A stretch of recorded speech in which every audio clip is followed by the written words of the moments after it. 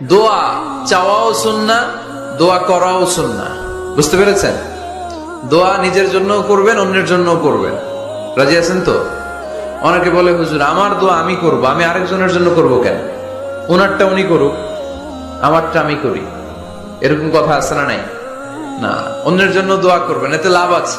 আপনি যখন কারোর জন্য দোয়া করেন, ফেরেশতারা আল্লাহর কাছে দোয়া করতে থাকে, আল্লাহ যেই দোয়া সে তার ভাইয়ের জন্য করলো, আগে দোয়াটা তার নিজের জন্য কবুল করে দাও। মা মিন মুসলিম ইয়াদউ লিআখিহিল মুসলিম বিযাহরিল গায়ব ইল্লা ক্বালাল মালাক ওয়ালাকা বিমিসলিন। ফেরেশতারা বলে ওয়ালাকা বিমিসলিন, আপনি দোয়া করলেন, আল্লাহ আমার এই ভাইটার টাকা পয়সা নাই, তুমি তারে ধনী বানায় দাও। ফেরেশতারা তখন বলে ওয়ালাকা বিমিসলিন, মানে আল্লাহ যিনি দোয়া করতেছে আগে তারে ধনী বানিয়ে দাও। সুবহানাল্লাহ কইতে পারলেন না? আরো জোরে বলেন সুবহানাল্লাহ।